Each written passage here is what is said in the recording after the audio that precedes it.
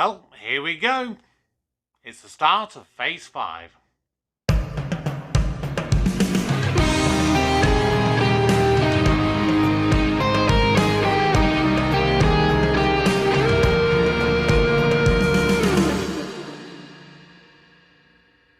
Hello everybody, welcome back to the channel. My name's Kevin, I am a geek, and you are watching Kevin the Geek. Now, before we begin, this is a spoiler-free review. I'm going to be doing a full-blown review on Monday, so if you don't want any spoilers, this is the video for you. However, I am going to be talking a little bit about Ant-Man and the Wasp Quantumania, so if you don't want to know anything, then of course do go away, come back and watch this video and Monday's video at a later point. So, in a brief nutshell, what are my initial thoughts to Ant-Man and the Wasp Quantumania? I would say they're mixed. I would say that it is a movie that isn't amazing, but isn't bad. It's just a good, bog standard, average movie.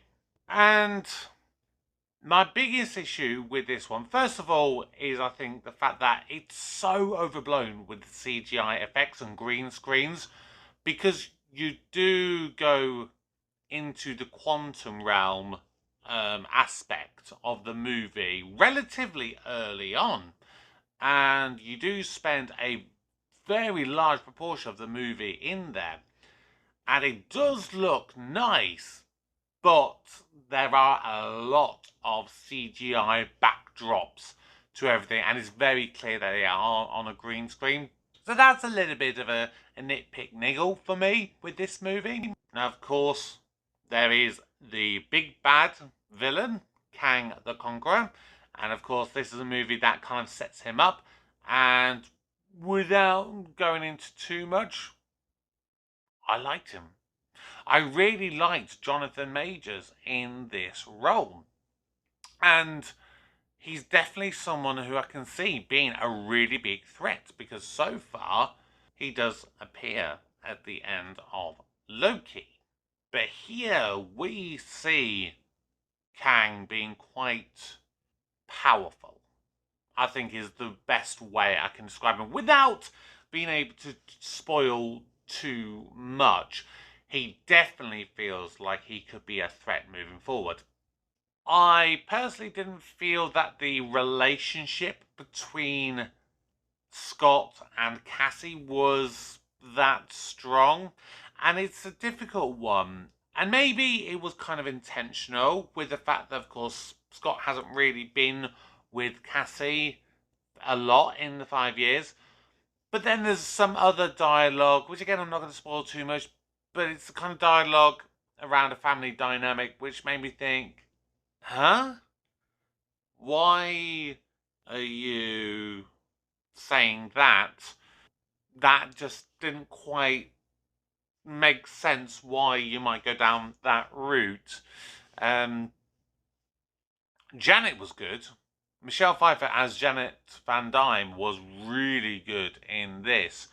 But I do feel a lot of the kind of supportive ones, like Evangeline Lilly as the Wasp, as Hope, Cassie, but especially Hank, I just felt they were a little bit lacking in this movie compared to what they have been previously. There is another villain in this movie who, if you haven't managed to spot it from the trailers, because they've not really been that kind of front and foremost in the trailers. I'm not going to spoil it for you if you haven't realised who it is, but the design of that secondary villain it felt really off when I was watching it.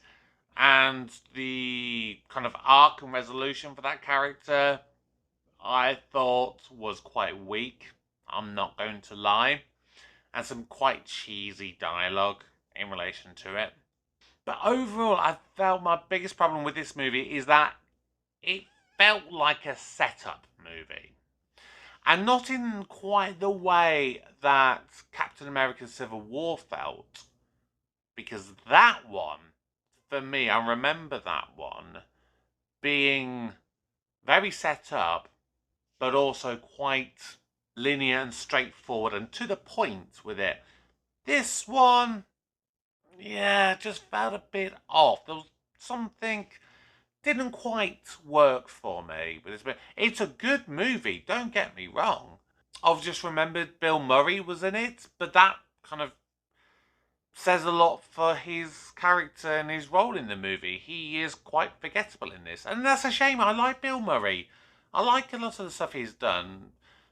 Maybe just in his older, advanced years, he's not been as great as he was when he was young in things like Ghostbusters and Groundhog Day.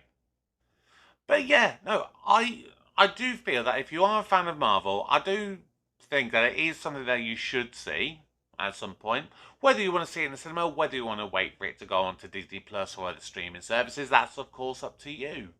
But I think the problem for Marvel, at the current stage that they're in, they've set such high ambitions and aspirations and standards. You know, when you think back to the culmination of the Infinity Saga with Infinity War and Endgame and things like that, you got to a certain point that it's reached such a pinnacle that you can't keep climbing and getting better and better and better.